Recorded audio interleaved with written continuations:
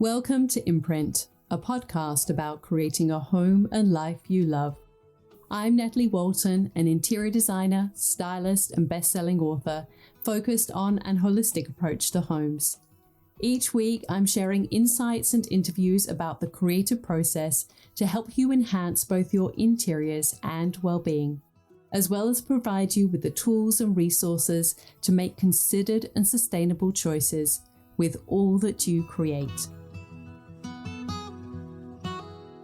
Hello, everyone. Welcome to Imprint. Well, sometimes you have a conversation and it really helps you to rethink and reframe the way that you are doing things and your perspective on life. And that is what today's conversation has been for me. I'm still floating a little bit. That's the effect of Leanne Ford for you. She really is quite magical and wonderful. And the kind of soul that she creates in her interiors is very much her personality. And I'm so excited to share that with you today. And we talk about her journey from fashion to working in TV to starting her own magazine, Feel Free magazine, to launching her recent book, The Slowdown, and moving from LA to Pittsburgh. We talk about her Crate and Barrel collections and all the things that she does. And really the thread throughout this is that she is very intuitive with how she approaches everything. And she deliberately keeps things simple. And she's really humble and honest and warm. And I'm sure you're going to love her as much as I did. So please enjoy my conversation with Leanne Ford.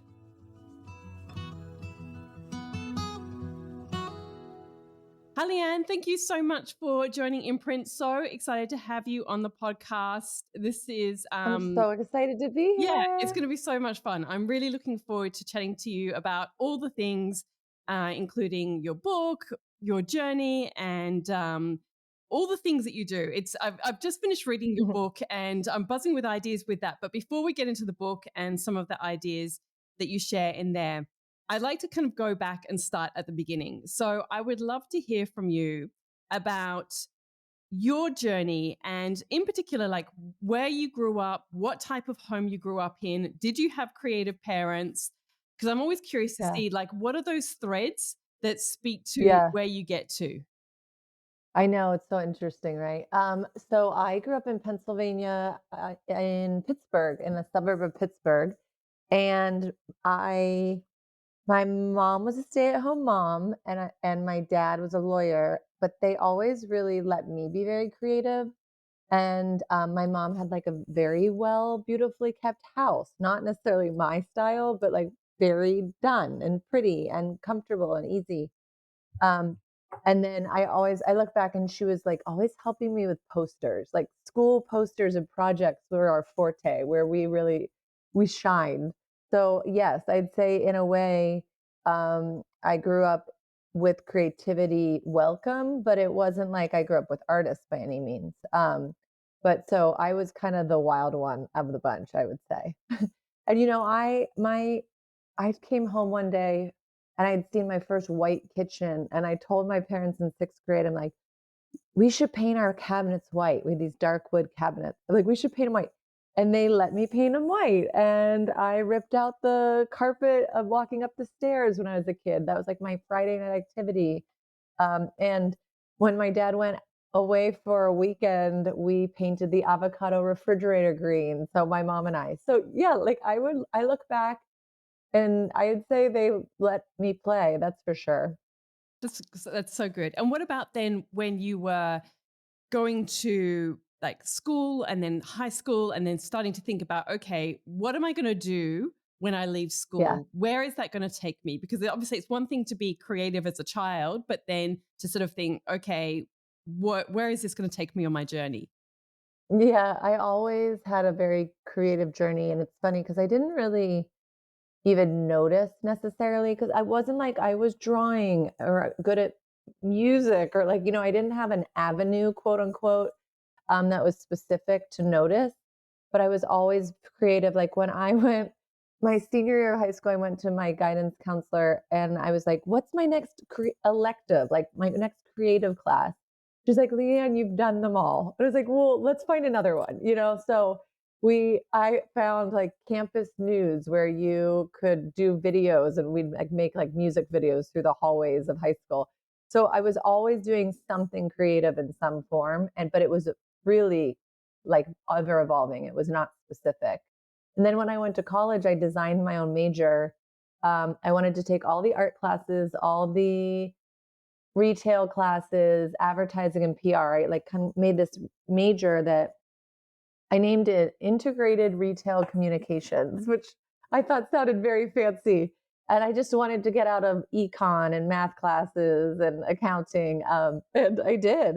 So I designed my own major. So I look back and like that was all, you know, kind of, I wouldn't say cheating the system, but finding my way around a system and getting outside of the box. And after school, I moved right to New York City and worked in the fashion industry and was like, just lived so poor, had so much fun. And did you have a sense that that was what you wanted to go into? Like, did you want to go into fashion? Like, and you felt that calling, Yeah, or yes, yeah. how did you get there? I always felt called to fashion.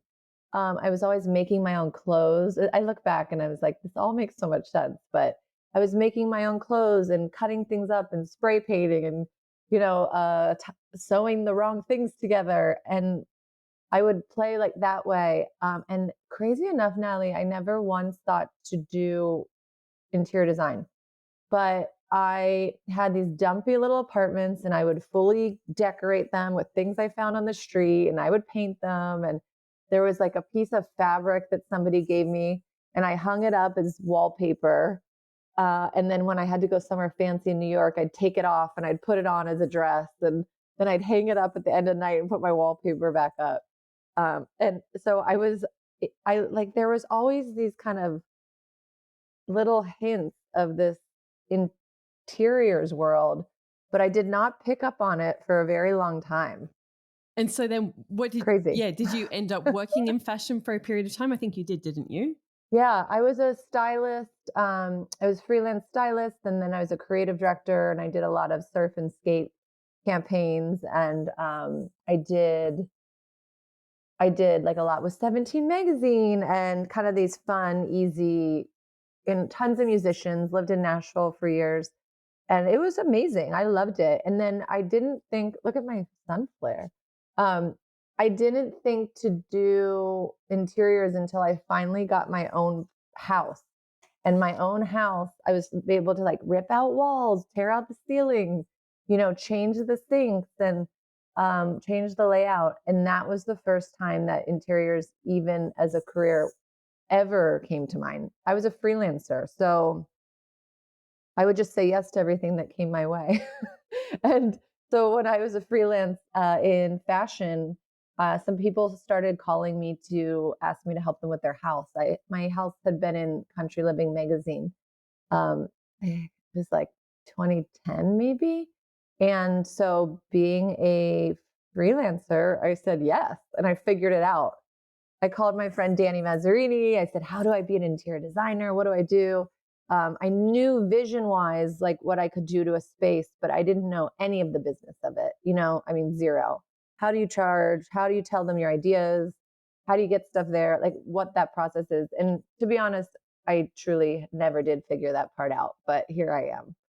I love that. I love that about your story as well. And I remember listening to you in another podcast interview, sort of sharing that you sort of, I think you still said that you feel weird calling yourself an interior designer, even now after all of these kind of years, and Yeah. which, Yeah. which is I don't think I comforting. could say it. Yeah. Totally.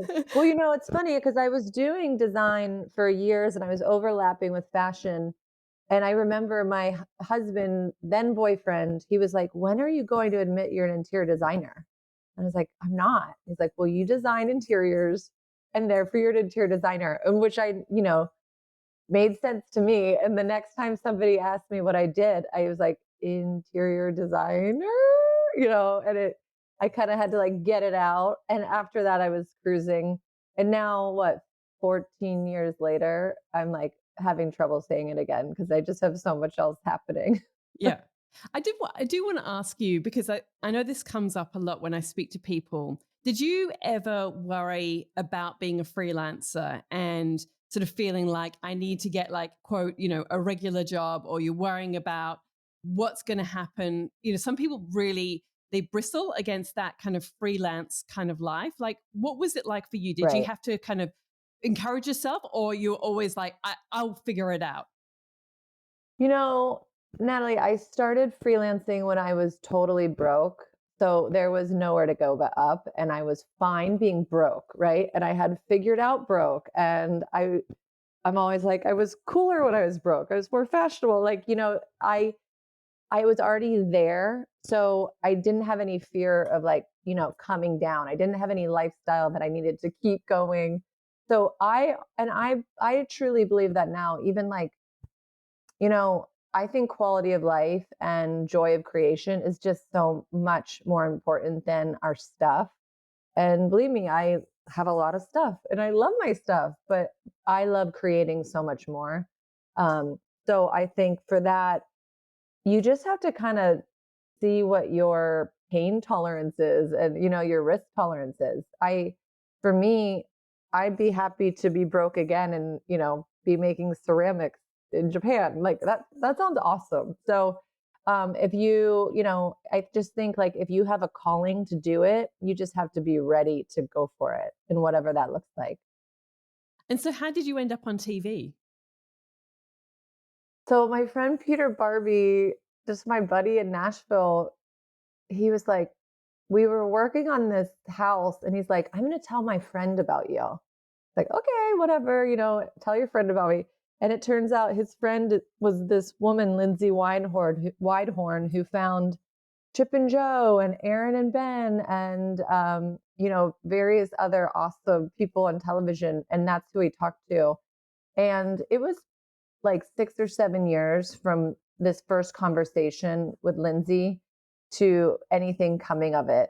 And so it was like during that whole process, I was honing in on my interior design skills. I was like practicing and learning. And they would say, okay, we're gonna call you back like maybe later, which was totally fine because I'm so glad that that happened later in my career as opposed to early in my career. So, I was able to be an interior designer that was on television, but just not a television designer, if that makes sense. Yeah. And so, like, I guess up until that point, like you said, you were doing interior design. First of all, like, how did you work out what to charge? Because I know this comes up all the time. Can you share? There is no, I have not worked that out yet, Natalie, and nobody has. Like, truly, any designer I talk to, I ask them like, how do you charge? How do you, show your ideas? And everybody's kind of confused. I mean, okay, not everybody. I'm sure some people are listening have it totally together. In which case, send me your information because I'm still trying to figure this out. But for the most part, I kind of realized I'm such an artist first. And like, I'm definitely lead with the art. And for me, the business has become very secondary and it's worked out for me all as well. But like I'm not that great at the business of design. I think it's tough. Yeah. I think it's like it's a tough gig and it's still so much physical labor. I mean, I don't know. Am I the only one that's like pushing the sofas around and cleaning the houses and like it's so physical, and that's fun but also quite exhausting, right? Yeah, no, completely. And so I'm curious with those people that you're working on their interiors and you're doing this interior design work, because you do seem very artistic and that you've got this very free sort of approach. So what was your process like with them? And did they just kind of go, I'm just going to trust you and you go and do everything? Or did you have to kind of go, Right. here's a mood board and here are like different options and here's the design Yeah. program I'm using? Right. Okay, so I am not trained in design, so I can do an inspiration board, I can do ideas, and then I do not give people renderings. I honestly, if you're hiring me, which I don't really take clients on anymore, Natalie, but like in my career, if you're hiring me, you're on board for the art of it. Like we are not, this is not plug and play. This is not going to look like a CAD drawing that you got approval for before. Like this is very much a culmination and a kind of curation. And I always look like Beverly Hillbillies coming into projects. I've like got my car full of looks like junk, and then it spills out and everything finds its beautiful place. And I always leave room for the evolution of these projects as they go along. But truly, that's why I think my best work is my own homes. And, that's where you can play and practice, and that's where you can try things. And like the Slowdown, the book that I just had out, I mean, it's this week, it's been a week, is just about my house. And in that house, I can play, I can try things, I can do things that would seem like a bad idea, and that's the freedom of it. When you're doing your own project, you don't have to get approval. So that's what I've discovered for the true art of it. It's been easier to kind of play in my own spaces.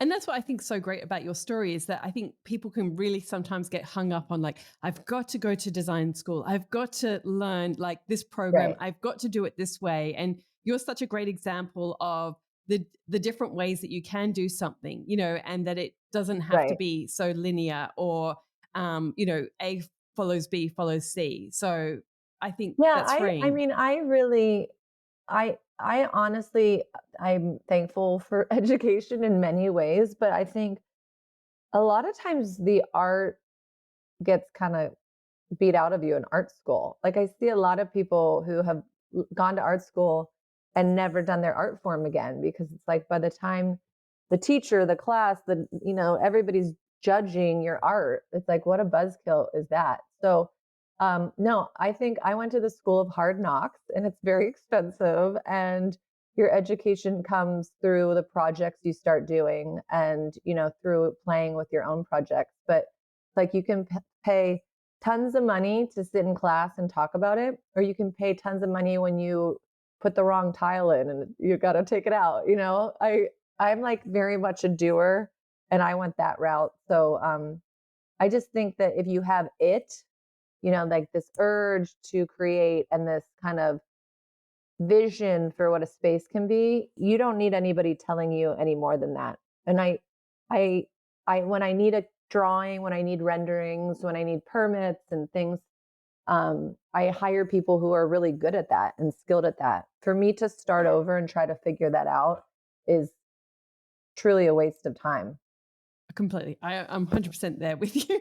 What did you learn from your experience in TV? What did you learn from doing those kind of projects and just even just working on TV in general? Yeah, TV was really interesting. At one point, we did 16 houses at the same time. So it was crazy because I'm an interior designer, but then we had the TV show. So we would be like, okay, filming, yay, haha, okay, cut. And then I'd go to these 16 houses and like check with the plumbers, check the permits, like go back to my day job, which was actually designing the spaces, and we had quite a crew by the end of it helping us, but it was still very much, my project and like my designs. So I couldn't really step out of it. So I would say exhausting.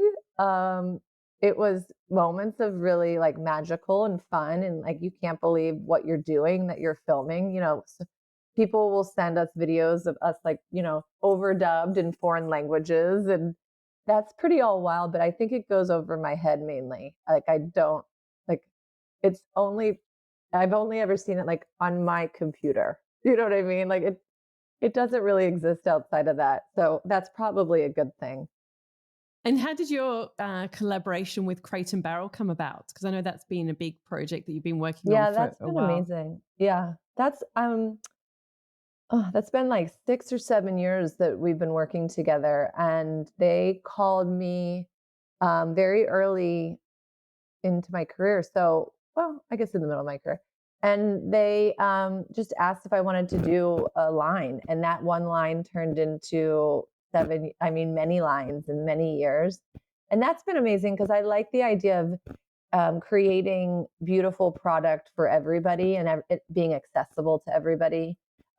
And Crane Barrel's, a nice line here in the US, and it's like, it's not cheap. It's beautifully made, it's gorgeous, it's well done, but you're able to get it, and like where when you find a vintage piece or a unique piece, or like then there's one off or there's a few. So it's been amazing to like kind of be able to create for the people, because that's me. And what about with because obviously you've done TV and you've done Crate and Barrel and now you've got a magazine out. Like, how do you make decisions? And I'd love to learn about that process of creating the Yeah. magazine, but how do you make decisions in terms of this is like what I'm going to do next? Or is it just like a gut feeling that like this feels right? Or is there Yeah. any kind of like that's been on your dream board for a number of years and like it's chipping away at it? Like, how does that Yeah. look like I for mean, you? all of the above, right? And I think I'm like, you're a kindred spirit. I think this is the same with you. You've got so many avenues. Um, I think it's all of the above. And then what happens when I truly believe like it will happen when it's supposed to. There's things I've wanted to do for 20 years that have yet to happen. And there are things that I like, thought of yesterday and they're done. Like it's just is really across the board. But I'm really very open to what happens and how and when. Feel Free magazine started out as potentially a book. I was like pitched it as Feel Free the book.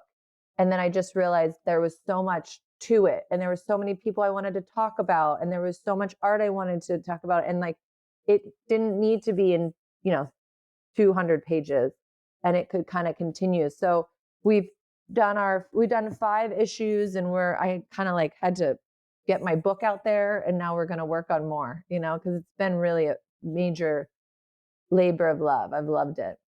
And do you worry, or maybe worry is not the right word, but obviously it's kind of counter to so many, well, certainly within Australia, so many interior magazines are closing, or the publishing industry in that format has been really struggling. And it's kind of a little Yeah. bit counter to sort of then, I guess, be launching a magazine in this time Oh where, yeah, it's crazy. Yeah. where everything's kind of going digital. What, like, did you have any worries about that? Or I mean, no, because it will last as long as it's supposed to, and it doesn't have to be. I'm not setting out to be Vogue. Like this is what it is. And it really, what they are is they're little tiny books, right? Like, so we have 5 little books out and we want to put more out. And it just kind of can live like that. I laugh because I was like, in magazines, everybody's running out of the fire and we're running in. But that doesn't bother me. It's just, I'm very tactile. I want to touch things and I want to rip them out. And like, we have perforated pages in the back so you can rip it out and hang it on your wall. And those exist. Like, if it was to stop tomorrow, if it stopped in 10 years, what we put out exists. I really feel like my job is not to care where it goes. My job is to put it out, if that makes sense. yeah, sounds like you got a furry friend visiting you. Yeah, So- yes. Come here. He's very happy right now. Buddy, come here. And he's going, Natalie, meet Buddy Boy Brown. Hi, Oh, very Buddy. cute. So we've He's very just meeting excited. Leanne Stock. um, That's right. um, He's fuzzy, he's curly, and he's looks very dirty right now. So we've just had some fun outside. yeah, I'm sure he is. And what have you learned about magazines? I mean, as someone who, or like you say, you used to work in magazines. I used to work in magazines. Like, Yeah. what have you enjoyed about the process? What's maybe different to what you expected? Because I think doing your own Mm. magazine is probably different to, say, working on somebody else's magazine as well. I mean, it's so tiny. So Feel Free magazine is Anya, who's the editor, Anya, and then there's Darren, who's out of the UK, and he's the designer. And then it's my team, and that's it. And Hillary Robertson helps us, and like that's really it. So it's a not real magazine. I mean, we're just creating. It's basically a school project every time we do one, right? And but because we're so tiny and we don't really have to answer to anybody, and so we're able to create something that we love, and just a beautiful piece of work that kind of inspires people and gives them permission to play, and that we don't, it doesn't have to be, things do not have to be perfect to be beautiful. And that's definitely my ethos. And I've gotten far with it because I'm always like, thank goodness I preach imperfection, because everything I do is imperfect and messy and da, da, da. But like, I think for me, creating is the joy, and what comes of that um, is kind of irrelevant to me, honestly. Yeah.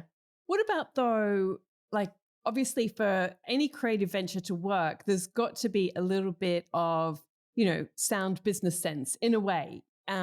You've got to Yeah, have I that. usually It's surround got to my be people commercial. myself with other Yeah. people. Yeah, like I surround myself with people that have better business sense than I do, because I would do all of this for free. Like I would intern at Crate and Barrel. Like I would, like if you told me, here, have a book, I'd be like, okay, let's do it. This is all for the art of it. And I think I protect that. So like I know that my brain does not like to talk business and does not like to get into the weeds. And so I find people that are good at that. Do you worry about it at all though? The f Worry about what? like, the financial side of things, like, do you worry about, because a lot of people do, they worry like, "Oh, if I do this magazine, I've got to sell this many copies," or like, whatever. Even if you're putting a collection together, like, worrying about, like, will this Yeah. sell? And, like, or are you, like, your brain can compartmentalize and kinda go, "No, I'm just gonna focus on what feels good, and Yeah. what happens, Yeah. happens." Yeah, no, I really think what happens happens. And if it all goes down the drain, then I'll just go get a really beautiful real job in Mexico. Yeah. I know. I mean, I feel the I same way in the sense that, like, I mean, I would do, and I do kind of to some extent, do what I do for free. Like, there's so much of it that it's just, Totally. for the joy of it. And I feel like that's always the Yeah, part that does and well. you like that's right. And you layer that. We need, as creatives, we need the things that pay the bills, and then we need the stuff that brings the joy. And they rarely overlap. Sometimes they do, but but it's like, okay, how we have these kind of bread and butter things, and then we play. And you need the play time to keep you inspired for bread and butter time. You just do. And so, And yeah. that's like any of us, like any art form, photography, design, art in every form, um, musicians, all of it. They like you kind of need the combination of joy and business. And then if all goes well, those combine. And do you have, I know I've been liaising with Noel on your team. Like, what does your team look like? Like, do you have like a core group that you surround yourself with? Or like, do you have a big team? Or like, are you very still much a No, I freelancer? don't. Yeah, I'm very much a freelancer. You met my entire team, Noelle. She's my media manager. She's sitting here, the whole team, which is us. And then we have my husband and I have Tony, who helps us. She's an executive assistant, helps us with just the most random things on the planet. And we get everything done. And then, people come in freelance. So for me, that was a really big conscious decision to stay tiny, so I could say yes to things and so I could say no to things, right? I know so many friends who they've created firms, and then now they have to take on these jobs they don't want to do to keep everybody there, and they feel stuck. And I just didn't want to do that. I wanted to make sure to protect the creative aspect for me, because creating is my forte, management is not, and business is not. So, yeah, even though at one point I could have started a big old firm, like, why? Just because you can doesn't mean you should. Yeah. And I think that's like definitely one of the threads throughout your journey is that you kind of go kind of counter in some ways to what so many other people do, but it really seems to be based on whether it's your gut or just this desire to Yeah. be creative. Yeah. And, The gut thing, anytime I've ignored my gut, I've regretted it. The gut thing's so real. It's like you can feel when you should say yes and you should say no. And like being able to learn that and listen to that. And unfortunately for most of us that comes with age, but you could learn a little earlier if you notice and catch on. But I would say, yeah, like taking care to protect your creative energies and your creative brain. And I remember when I was young and I was in fashion and I was just exhausted and I was like, well, I can't hire an assistant because I can't pay an assistant. I don't have enough money to pay an assistant. And I was like, well, I either pay an assistant or don't have this job anymore. So which one, if I keep this job and get somebody to help me, at least I'm still working, or else this is going to kind of die out. So it's like, okay, share the load how you need to, and and keep and protect things how you need to protect your energy. Do you miss fashion and working in fashion? I mean, obviously you got a great sense of style, but do you miss that kind of world? Thanks, Natalie. Mm, well, my husband has a clothing line called Buck Mason, so I totally get to be on the peripheral of fashion and enjoy that and reap the benefits of like being around that. And when he and I met, he was just, had a store the size of a bus stop. So that's been really fun to kind of play in his world a little bit. But no, I mean, I think I'd love to create some pieces, but I'm happy to be out of fashion a little bit. I like talking about sofas and not models, honestly. I'm um, like, it's way nicer. yeah. I mean, it's interesting though, because again, like working in magazines, I've seen so many people who do go from fashion and end up in the world of interiors. How do you think that your, I guess, like education in fashion and your experience in fashion has informed? I mean, I can see it, but I'm curious what you think of like how that has informed your approach to creating interiors and the way that they look and Yeah. feel and your approach. It's the same thing, right? It's the same side of your brain. So where I used to figure out how to make a surf t-shirt look cool for a photo, it's like high, low, big, little, old, new. I mean, it's just the same exact thing. You just do it in a room and it's a lot heavier to move stuff around. I remember when I was a stylist, I'd be like schlepping around New York City and Los Angeles, and I was like, boxes and trunks and rolling racks. And I was like, this is crazy. I need a new job. And then instead, I just get into like sofas and beds and ovens. And like, I just went the wrong direction of like, I should have gotten into jewelry because like all this stuff moving this around is bonkers. But yeah, it's the same exact kind of how you make something feel warm and welcoming and inviting. And, in fashion, it was like, I didn't want it to look like you just put a new outfit on. I wanted it to look like you like rolled out of bed and looked cool. And that's how we kind of played with these shoots. And in the same thing in design, like I don't like it space to look like, wow, you had a designer. I just like want it to look like you. Where do you think that comes from? Like you do have this, beautiful and amazing ability to sort of mix, like you say, like these contrasting elements, and you've got this sort of vintage thread and this sort of old world feel, but with a modern edge. Where does that come from? Like, was that your home growing up, or maybe your mum, or did you have like any kind of key influences while you were growing up? Like, where do you? No idea. Yeah. No idea. I mean, okay, I grew up going to summer camp. I have like major camp influence when I look back on it. I grew up like white paint rocked my world when I saw my first white kitchen. And I just felt like this blank slate of like everything feeling light and airy. I grew up going to Falling Water, Frank Lloyd Wright's Falling Water, which is like an hour and a half away from me. And every time I'm there, I'm like, oh, this was such an influence to me. The inside outside with the stone and this outside kind of bringing it in, and the kind of mid-century influence.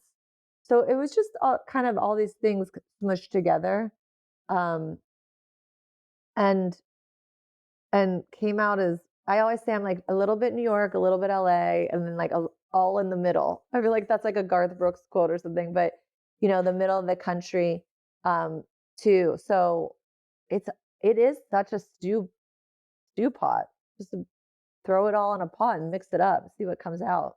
Can you describe your own style? I know it's one of the hardest questions when anyone asks me, but oh my gosh. So what is your answer? Well, What I, you I tell mean, me I kind of first. have this theory that, people, when they say style, people often say they're actually describing their decorating style. So they'll say like, oh, I love like Scandi rustic or farmhouse modern or whatever. And to me, that's a decorating style. It's not your personal Mm, style. And I think that your personal style is really like the confluence of like your story. So like that's why I'm so interested in learning about people's story, because I think yeah, that we've all been on different journeys, and I think that informs, you know, what appeals to you. So like you saying about going to Frank Lloyd Wright's house, like that's like a thread that's probably in your spaces, and it's, that right. wouldn't be right for me because I haven't been to that house, so that's not going to inform me in the same way. Whereas I went to, like, I grew up partly in England and went to French country farmhouses when I was growing, so that's like in me in a way. And like, so Yep. the story, your feelings, like how you emotionally feel in a space. So what really Yeah. resonates with you? Because I think I that, mean, that's the big thing is the yeah, feeling. yeah. I my a number one is how does a space feel? And when it's like I'm my we're gonna put a little kind of bar restaurant in our little town called Sewickley in Pennsylvania. And when I haven't really nailed what I want the design to look like, but I know exactly how I want it to feel like. And I know how I want it to like smell and sound and the tinkering of the glasses and the candlelight and then, chitter chatter of people and the French music in the background. Like all of this is figured out, but I don't know the wall color yet. So all of that feeling is I mean, easy. It's funny because easy minimalism, but I'm like not minimalist. I have so much stuff, but it's all in a color story. So it feels a little simpler. So I think that's messy minimalism. I don't what what is your style? Natalie, what do you say for you? Well, I'll just finish because so the third thing is that I think it's like your values as well, because I think we can value different things. So like I can appreciate something on somebody else, like say clothing as well. Say I've got a friend and she loves wearing color and like block patterns, and I love it on her. Or like she might appreciate that in a certain way, or say what's rustic to me can be something completely different to somebody else. It could be too rustic Totally, for somebody, totally. like because you value different things. So for me, I mean, I think that it's always grounded in a timelessness. Like I really bristle against trends, and I do want to talk to you about the whole Mhm. white and the color thing that's going on, and I think that's good and that's fine. But when people embrace it because it's just like, oh, I want to embrace a trend, I don't. To me, that Yes. feels like, again, going back to the values, feels really wasteful. And it's like, okay, how can we do this in a way Mhm. that's grounded in more like a timelessness, simplicity, like so Right. timelessness, simplicity, and beauty. And a beauty is such a subjective thing, but like it's really important for me to be surrounded by things that are beautiful.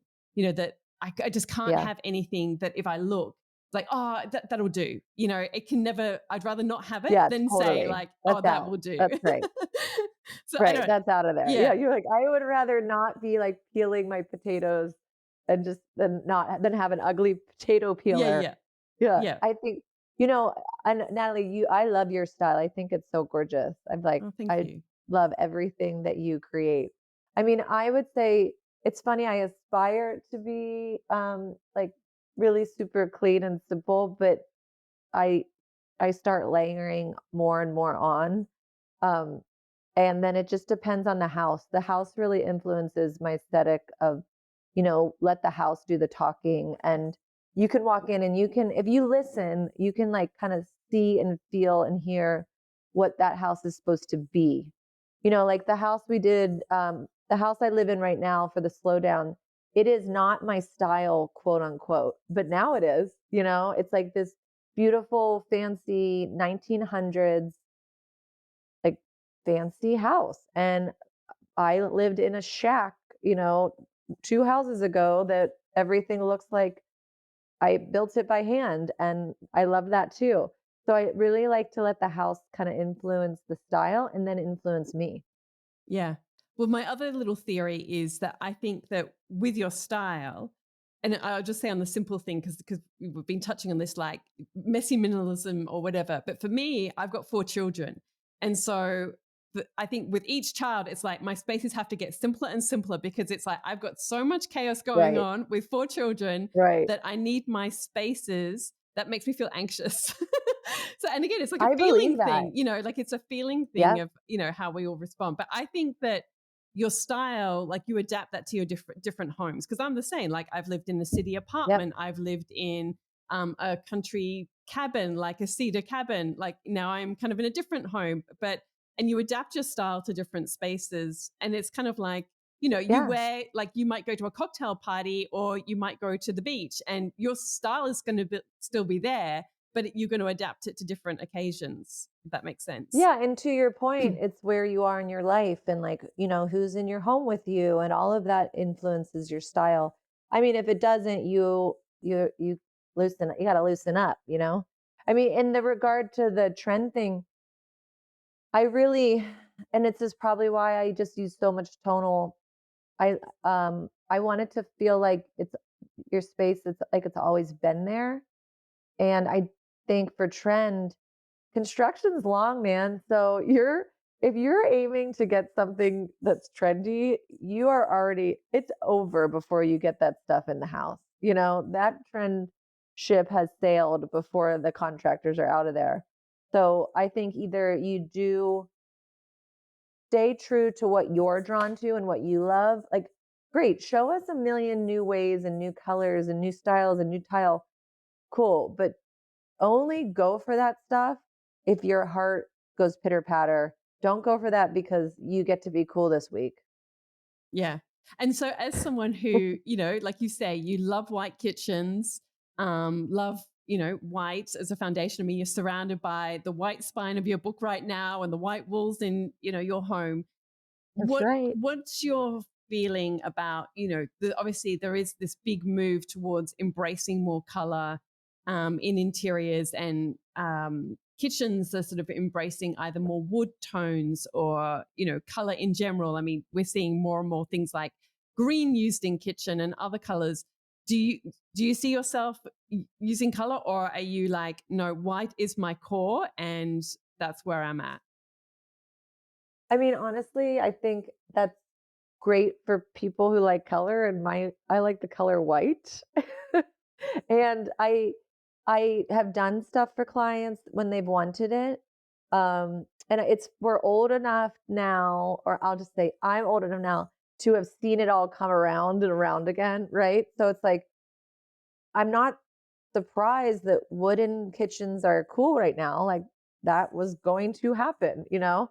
In fact, we did wooden kitchens, all forms of them, in our show. And I have a line out with semi handmade in the US of oak cabinetry. And like, I mean, that I love that stuff. It's just that for that person and that for that person. But my overlying everything I create, it's all tonal, it's all simple, it's all meant to last longer than things are, you know, coming and going.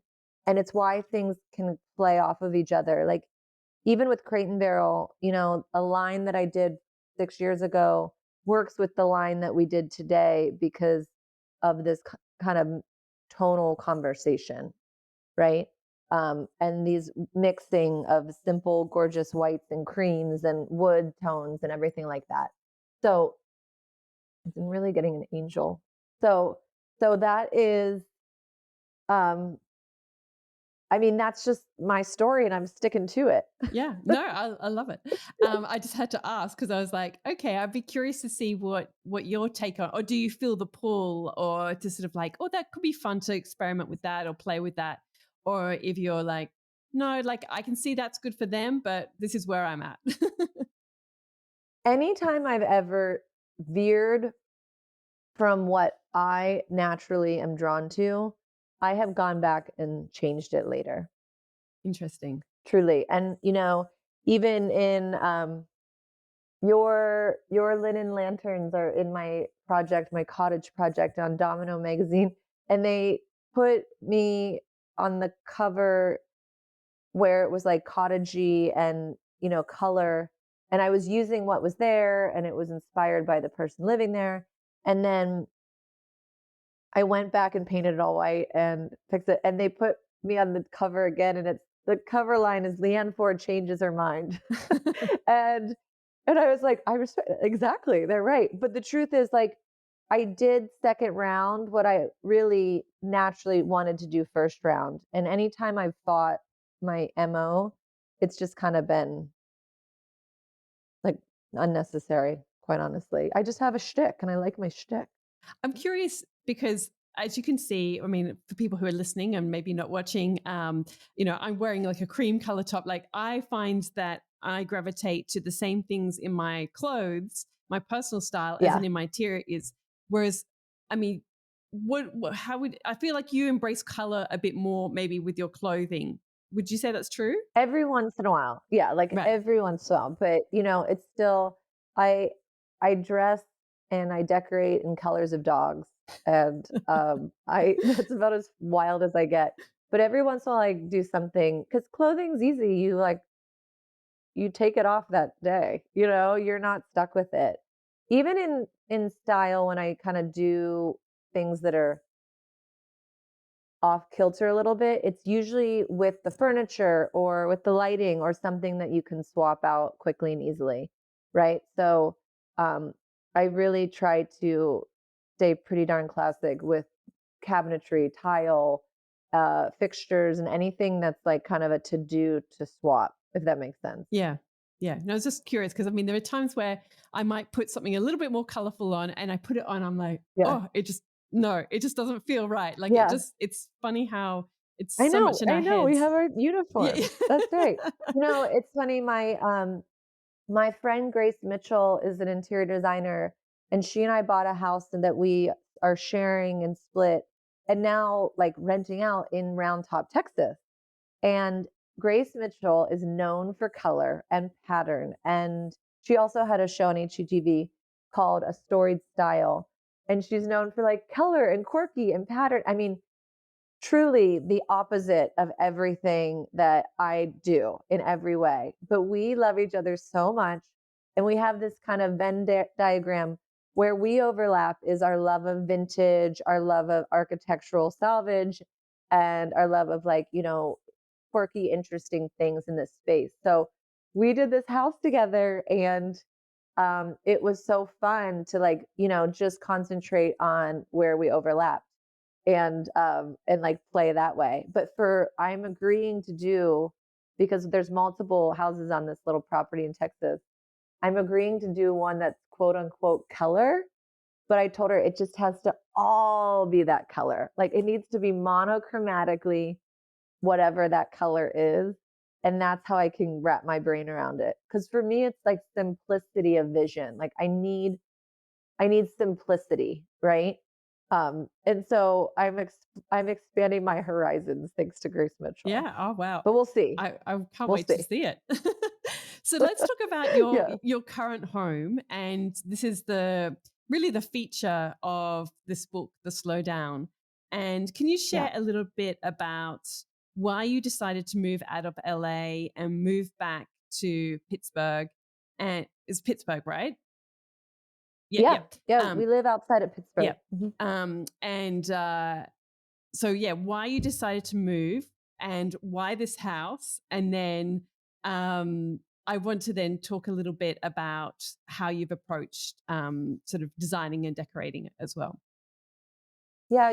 My husband and I met in Los Angeles. We met in Venice and we thought we were going to have to live there forever uh, for his business. And we were trying to hunker down there. And we had a daughter. And when the shutdown, like quarantine, shutdown, everything happened. We were in Los Angeles in Rustic Canyon, and I had found the most East Coast place I could in Los Angeles. There was trees and, like you had privacy and a little bit of woods feeling. But I'm such an East Coast kid. And um, when we were there, I was like, let's go home. Like, there's no need for us to be stuck here in Los Angeles. And we had this little baby, and, my family grew up here. So we just got on a plane and got the heck out of Dodge. And we moved into this pretty dumpy Airbnb and looked for a house. And we had just left our dream house and we were like looking for a house. And it's crazy. This house was listed. And Natalie, I can look, like, if you showed me like a paper bag on the real estate website, I could be like, ooh, we can do this, we could do this, we could, and everything looks exciting, like, to me. In this house, I was so uninterested in it. My husband showed me and I was like, it's too fancy, it's too big, it's not like, I don't want to be in a neighborhood, but all these things. And I just was uninterested. It was so weird. And he's like, well, let's just go see the house. I said, okay. So we go see this house and it was heaven. Like, it was waiting for us. There was this massive secret garden and like wisteria lanes and all these things. And it had been sitting empty for years. And I fully, fully believe it was waiting for us. In the basement was filled with treasure. I mean, thousands of first edition books and art and things and trinkets. And I just knew that this place was meant for us. And it scared everybody away because it was like nobody knew what to do with it. It's 2020 something, and there was like a harp in the corner and a Victorian sofa. And I just saw this vision for this place, which was putting all of our modern furniture and, mixing our genres, but like these pieces in a modern way while still really respecting this historical classic home. And that was the fun kind of push and pull of creating this space. I just have to ask you because I did want to check in with you about this. Obviously, if your husband's, got his own fashion line, he's got his own aesthetic. He's probably got, his Yeah. own sense of style. How does that work with the two of you? I mean, do you Well, both he's very contribute? patient. He's very patient. Well, funny enough, he literally hates construction. And he married me, an interior designer. So I was like, you are working through something there, that decision. So putting him through construction was not an easy couple years. We've gotten him to the other side, but he really respects and appreciates my style, and we overlap on style. And like Buck Mason, truly, all the clothes that come out of Buck Mason, I love. And I'm thankful to like not have to be like, ooh, why did you make that? We just are, we both have like tonal aesthetic, classic. We go to the past to kind of decide what we're going to create here and in the future. And so it was a really easy stylistic overlap. And he always says he like does one big thing every project. He like chimes in about one important thing. And for this one, there was a wall between a glass room and our kitchen. It must have been 3 feet. It was like a fireplace wall, like huge. He's like, we got to get rid of that wall. And I knew that. And I wanted to say that, but I didn't because I was scared.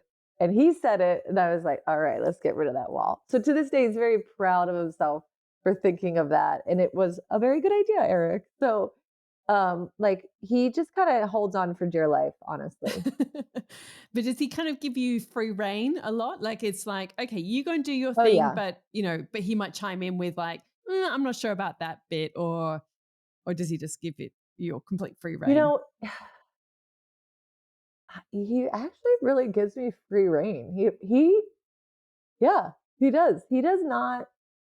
I think I've influenced his style significantly. Like, when I started doing all of his stores for him when we met, when like he did a second store and then he did a third store, and I was helping Buck Mason And I was teaching him along the way about design and designers and these beautiful, important pieces historically. And now I kind of created a monster. So now he like tells me, he's like, wants to tell me about Donald Judd. I'm like, yeah, I get it, babe. Like I told you about that. But yeah, but I think we really do overlap. And if we don't, he doesn't tell me anymore. So that's a good thing. Either way, I'm good. And I think in this book, you talk about this idea of, say, like with it comes to mind with your kitchen, that it doesn't look like it's been renovated. And Yeah. I remember looking at the images of the kitchen and then you saying, like, oh, we renovated this. I was like, oh, really? Like, I thought this was the original kitchen. And Yeah, you've, that's a compliment. yes, Yeah. I mean, your style is very much like that. Like, I feel that it's, you kind of undesign in a way, like it sort of has that very lived in feel. What Right. what's And important to and you about and like that? going back to the concept of, the feel free and not being afraid to fail or blow it, or like, I don't have to show perfection. Like we live in this house. We live in every room in this house. And, the things get messy, and then hopefully when we have time to get clean. But like, I think if you have pieces you love and a home you love, it doesn't have to be precious to be beautiful. And, you know, when I give people a tour of my house, we walk around, my biggest compliment is when they can't tell what I did and what came with the house. Um, and I think that's been like a great joy to respect this house, but still get it to the era we live in. You know what I mean? Like a functioning space for a young family, but also fully respect the bones. And we kept all the beautiful trim. We kept a lot of this like wallpaper, like all these old lights. And, we brought in these modern and mixed it with what we kept. And the kitchen's a total gut job. It's on the cover of the book. And it like, I just made simple decisions so that you can't tell when we put the kitchen in. I don't want to be like, oh, that kitchen's from 1994, you know? So that was kind of the what impetus, is that the word, of like kind of the inspiration, which is just go backwards. Everything is panel ready. There's like everything feels simple and feels classic. And I love it. We didn't put an island in, we don't need one. We want to all sit in the middle of the kitchen and sit at the table and things like that. We don't have any overhead lighting. We only have sconces. Um, Fun little things that when you kind of dig in, you start to notice. I have to ask you as well. I've got it in my head. You've got it's some type of chandelier, like a glass or crystal. I don't, some type of like massive chandelier, and it's over a table. And then you've got, I think they're like Hans Wegner chairs, or the handkerchief chairs. You describe them in the book, and Yeah, so many people really struggle with, like, oh, like, can I put this with that, like, and yeah, I think there's so much of that in your space. Like you've got this kind of really 60s style pod chair with like blue velvet lining or something, which is really bright in a room that, like, a lot of people wouldn't put that in there. What's like right. something that you would say to people who struggle with that in terms of like, can I do this, can I do that, like, does that work? Like, what would you say? I mean, the short answer of can I do this or can I do that is yes. Just do it. That chandelier, when I bought that chandelier for like $400 at the like local vintage shop. And he was like, this chandelier is so big. Are you sure? Are you sure you want it? I'm like, I'm ready. Bring it home, like send it over. And um, in general, with lighting, if it arrives and it's scary because it seems so big, keep it. That's the good stuff. Like every time huge lighting appears, I'm like, is that too big? And I, keep going with it. And I've always loved it. I mean, back to your linen lanterns, like give me the 36 inches, like give me the big thing. And um, and then going back to color story, because I keep a really similar or simple color story, I'd say everything lives well together. So a farm table that we lacquered meets the mid-century handkerchief chairs, meets a crystal chandelier. Like And that all lives together because it's in the same tonal story, you know? People, and I actually don't even think I need to say this to your crowd, but people think that light and white and cream is boring or cold, and it's so quite the opposite. I think it can be so warm with texture and layers and design and pieces coming in. Um, and this house is a great example of this place just could feel stark and cold, but it feels so warm and so like casual and easy. And these big beautiful houses that are getting kind of left behind for these modern builds, you know, kind of rethinking the concept of going into these beautiful old houses and still creating a modern life in them, and then that's very possible. Yeah. Before we go into our final questions, I have to ask, do you think this is your forever home or is there no such thing in the Leanne Ford world? I plan on dying with this home, and I thought the other one was forever home too, but I think if all goes well, this home will stay with us, and I think other projects will come and go, and other cities will come and go, but we're so happy and so grounded in this little town outside of Pittsburgh. What about, I'm also curious because as I was going through the book, and obviously I realize that books are a very long process. So the images that are in that space, I'm sure, and seeing the size of the home as well, I'm like, okay, there are a lot of homes that either we haven't yet, rooms, I should say, that we haven't yet seen. Like, are there a lot of spaces that you're still working on, or like what are you doing with all those rooms? No, no, honestly, here's what's crazy is the almost the entire home is in that book, like, the only room we haven't done is my husband's bathroom, which is pink tile, because that's when he said, "I'm sick of construction, no more construction." And I said, "Okay, babe, but, like, you're gonna live in a pink bathroom, and I'm gonna have a beautiful bathroom. Are you okay with that?" He said, "Yeah, yeah, I'm okay with that, I'm okay with that." Well, guess who wishes he had done his bathroom now? So that did not make it to the shoot, I will assure you that. And he's like living in squalor in his little bathroom. Though I have to say, one of the joys of this big house is that we each have our own bathroom, and that's been very luxurious. Yeah. Maybe it's just got a lot of windows. So the windows make it look like there's a million rooms, but maybe you've just got a lot of windows Totally. per room. Yeah. I was Yeah, yeah.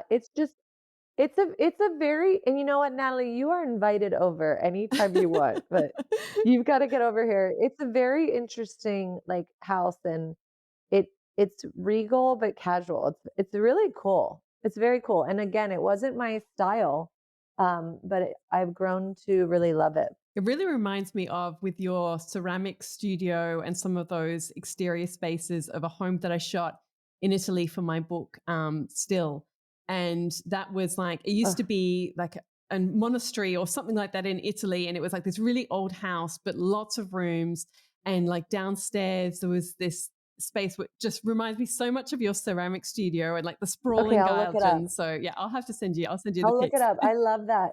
I love that book, by the way. I Yeah. love Oh, thank you. Still, and, I'll have to get mine out.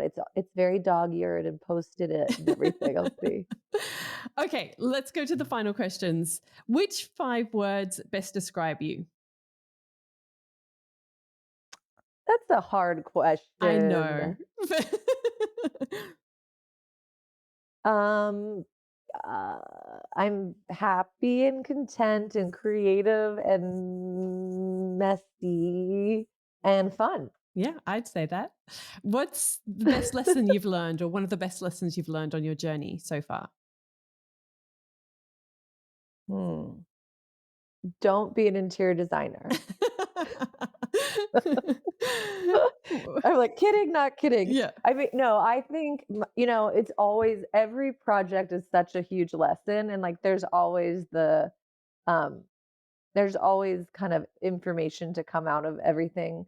I'm like, every time that things don't work out, I feel like just as happy as when they do, in regards to it's like if a part of the project didn't work out, or I mean, if the project didn't work out, if something didn't happen that you wanted it to, I always think that is a blessing, because it's either preventing you from continuing or, steers you in another direction that you didn't see coming.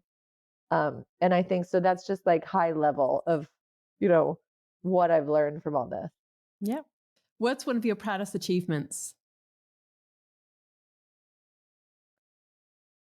I guess, you know, my it has to be my family. I'm very proud of my husband and my daughter, her little Ever.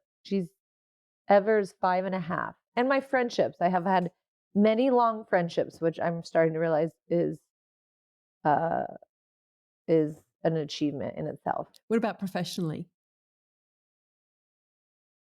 Well, putting a book out's pretty big deal.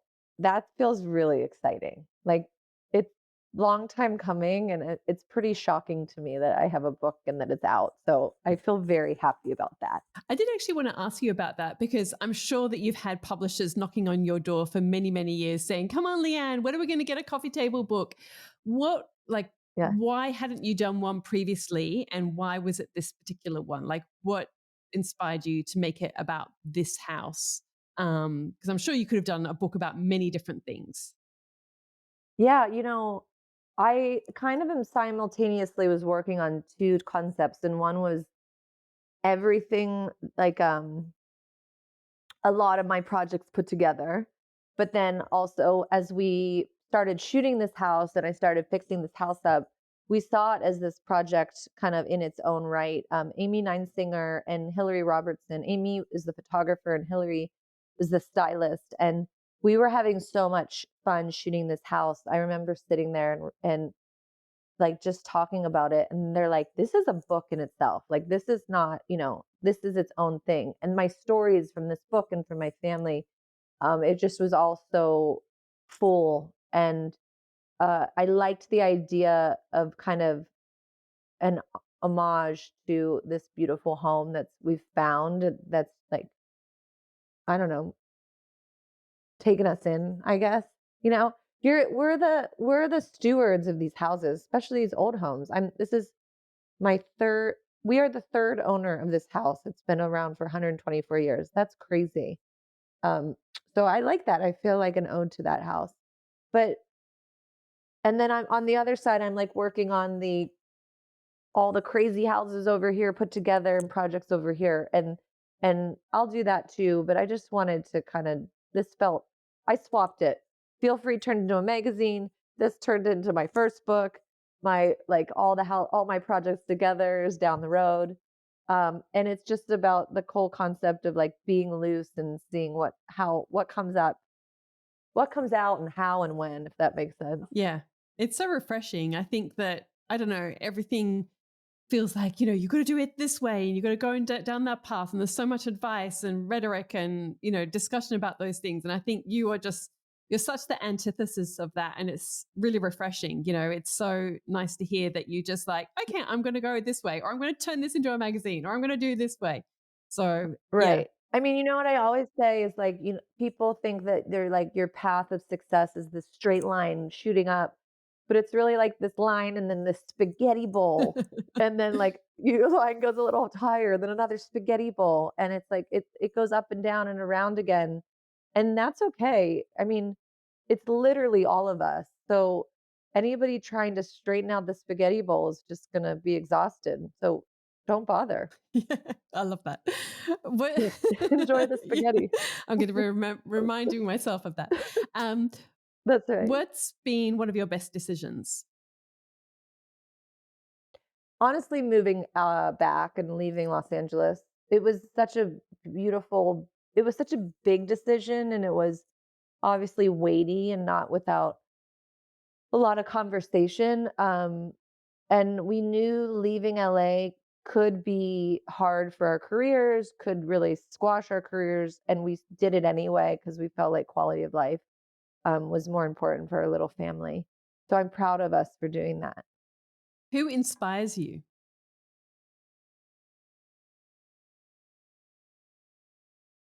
I really in design land, I'm really love and actually kinda like design and, um, what everything he says kinda like spiritually Axel Vervoort, I love.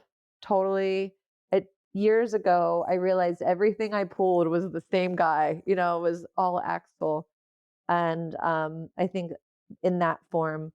But everybody, I mean, I'm very inspired by music and musical like autobiographies like Born to Run, Bruce Springsteen, and Paul Simon's book, because every Patti Smith's book. And it's funny, like that's obviously not my forte, but their paths, there's such overlap in any creative field of people's paths. And so I love that stuff that always like I'll underline, I'll rip out, I'll get quotes, and I love that. And then I recently read Mr. Rogers' autobiography, and speaking of quotes, there was a lot of gems in there.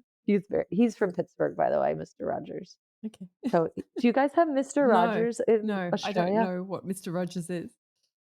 Oh, prepare to be rocked. Okay. All right. I'm gonna have to look that up. Oh my gosh, we need to get him over there for you guys. I mean, he's from my childhood, so it's a little late, but there's still hope. Yeah. When we get off, I'll send you a link. You can share it. What are you passionate about? And then I'm curious about it in terms of, um, well, just in general, but also like if you had a spare couple of hours on a Saturday morning, what would you do with those couple of hours? Hmm. Well, let's see. I'm actually reading my entire Bible right now, Natalie.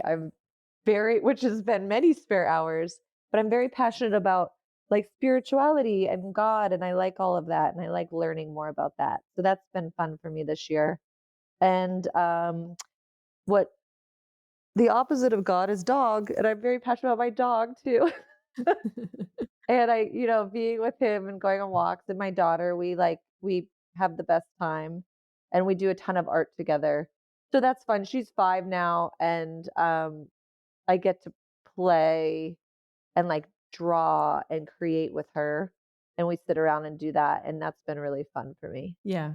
Kids are so great for that, like kind of reconnecting with your inner child, I think of it gives you permission to like go, yeah, we're just going to sit here with paddle pop sticks and play and yeah. Totally. Yes, and then, like you're creating in the same level as they are, and it's kind of takes you back to how art should be, I think. Yeah. What dream do you still want to fulfill? Um, I want to okay, so I'm like, here you're just bringing this up in the last minute, but like I really want to write more. I love writing in general. I loved writing this book. I love writing the magazine. I do a lot of lyrics and poetry that my friends turn into songs, and I really want to do more of that. And I think that is like, I went from fashion into design, and maybe in 5 years I'll have parlayed design into songwriting or something. But I love words so much, so I'm very excited to play with that more. Interesting. And I did really enjoy You didn't reading your see book. that one coming, Well, no, but I can see it now you say it. When I was reading the book, there's a freedom to the way that you write as well. It's again, like I think that everyone's writing style is so personal and unique to them. And I know when I was right? first writing my book, my first one, I sort of struggled with that because I had been working as a journalist and I always had to adapt my style to the magazine style. So I had to write in the magazine's voice. Whoa, And so it was right? this huge thing for me to like find my voice and in terms of like my writing voice and my voice to the world. And yeah, it was a really big Yes, challenge with that book. And then once I did it, and like I had to do so many different revisions to kind of just get it out.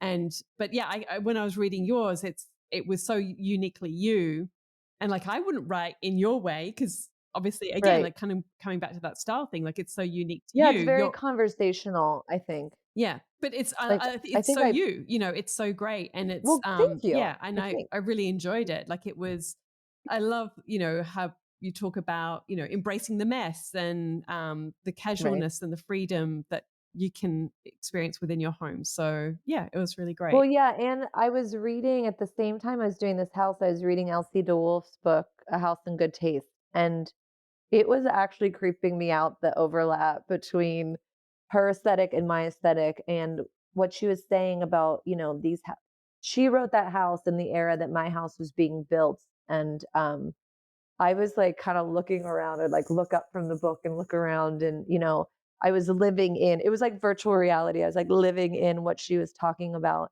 And so I do a big ode to Elsie DeWolf in this book, and I really quote her a ton and show her quotes next to these modern photos that we're taking, 2023, and showing this overlap, which again, to your point, is like shows the timelessness of design, and that a lot of this has stood the test of time, from Elsie to this house to what we love today, right?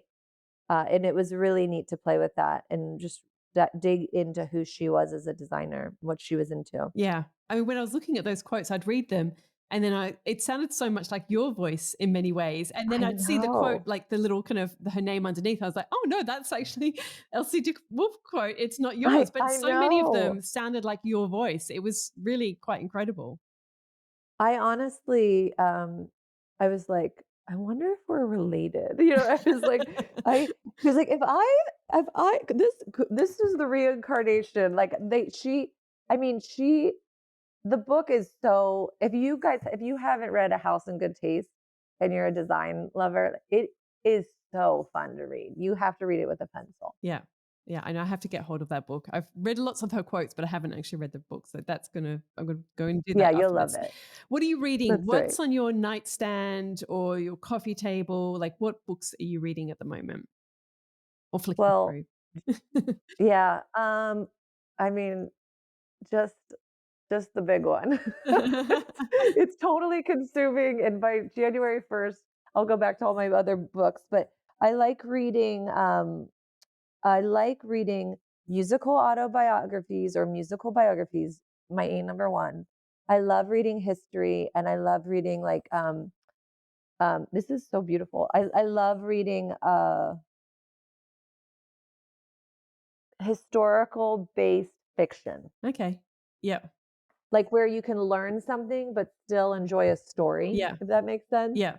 Um, and then I have, just loads and loads and loads of design books, and I read them all, and I bookmark them all, and, I study them truly. Yeah. I just read because I kind of got out of reading and I'm trying to get back into it. And I just read Daisy Jones and the Six, which is a very, very Oh, light read. cute, Have you yeah. read that? No, but I definitely watched that, Right, binge because I watched could see you that enjoying show in that. here. It's about Yes, music and it's very evocative of a period in time, and it's a very easy light read. So anyway, I could really see totally. you reading that, I particularly if you're think into I should. yeah. Oh, and you know what? The Riviera set is this book, about a specific house, and maybe that was some influence too, but a specific house on the Riviera, that, and all the people that came, and this is a true story, a historical story, but all the people that came and lived and stayed through there, and Rita Hayworth got married there, and Winston Churchill would paint there, and all the stories. It's so awesome. So it's like this history lesson, of through the story of a house. And then another one, which I like think you would love, is The Architecture of Happiness. Oh, yes, I've Um, read that one. Yep, that's oh, great. isn't that so Yes. Yeah, special? yeah, love it. I like that one too. Okay, what are you listening to? Do you listen to podcasts or you just got music playing all the time? Audiobooks? I'm a music girl, and I listen to music constantly, and I love, um well, it depends. Have a million playlists depending on the room I'm in, or the garden. I have like my garden playlist of all this old French music, and then I have my library playlist, which is like things to play backgammon to. But by genre, I love singer songwriter, and I love old country, probably most. Okay, cool. And what piece of advice would you give to your younger self? Keep going, keep going. You got this, and you have no idea what's about to happen. And speaking of that, what is about to happen? What are you currently working on? What can we expect from Leanne Ford next? Natalie, I just put a book out. Isn't that No. enough? I'm exhausted. I Let's just set know, it I up. know. It is exhausting. I'm like, we're doing that Texas house with Grace Mitchell and I are doing that Texas house, and we're I'm just bopping on to my next feel free project and my next book, and doing, for me, the creative stuff, like the creation of things is so fun and so easy, but it's like the follow up once it's out is less fun for me. So I like to go back to the creation of things, and I like go do my pottery in my studio in my basement and sit by myself for a while. Uh, I'm going to take some quiet moments. yeah. Would you, I mean, with the ceramics, like, would you do like your own collection, do you think? Or is that just pure, it's for pure joy, purely yourself? Well, I like, I mean, we have a little shop. My husband and I have a little store in Swickley, Pennsylvania that I like put my curated things in. And um, he has Buck Mason clothing, and I get to put my trinkets in and sell them. And I sell my like ceramics there. But I mean, they all take so darn long to make for me because I'm so bad at it. And I'm like, this is so, I don't really want to give this away, but I also do want to give it away. So yeah, it's crazy with art because you make one and off it goes, right? And like it's out of your house and into someone else's home. And I do like that, but also it's hard to give it up. So who knows? Crate and Barrel did the kiln collection. I sent them my ceramics and they turned it into ceramics. They made molds of them. So I really hacked the system there because I got to make my little bad wabi sabi, whatever wonky pots, and they turned them into pots to sell. Yeah. So that was a win. Yeah. Do you think you would ever, I mean, again, like when I was looking at the photos of the house, I was like, oh, this would be such a good house to do like a workshop or even turn into like a little boutique Mm. hotel or something. Like, could you ever see yourself doing something like that? I would love, love, love to do a hotel someday. And, I'd love to do it in my little town, or like a town that I feel emotionally attached to. I would, I would come out of interior design retirement to do a hotel. There we go. Everyone, you heard that. Especially if it was down there. Bring me on down. Australia, New Zealand, I'm in. Yeah. It's funny, my best friend Allie lives in New Zealand, and my husband and I, when we got married, we took half of our honeymoon to New Zealand with her. We called it the buddy moon, and the three of us ran around. And I'm like, I love New Zealand. I love Australia. It's very fun to be down there. But I need to come down. Give me an Yeah, excuse. yeah. No, have to find one, definitely. Well, thank you so much, Leanne. This has been such a treat. I've really loved picking your brain and learning more about you and your story and your influences and philosophy. Thank So thank you. you. Natalie, you're so fun to talk to. So thank you for doing this. No, pleasure. All right. Thanks again. Bye. Thank you. All of the links and info for this episode are at nataliewalton.com/podcast. Don't forget to subscribe so that you can get a direct download of the latest episode. And I really appreciate when you take a minute to rate and review, as well as share the love with someone you know who might benefit from this episode, or on social media. If you'd like to access a range of free resources, come visit my website, nataliewalton.com. Thank you to Jaeger Media for producing this podcast. And I would also like to acknowledge the people of the Bundjalung Nation where it was recorded, and pay my respects to elders past, present, and emerging. I look forward to connecting again soon. I'm Natalie Walton, and you've been listening to Imprint.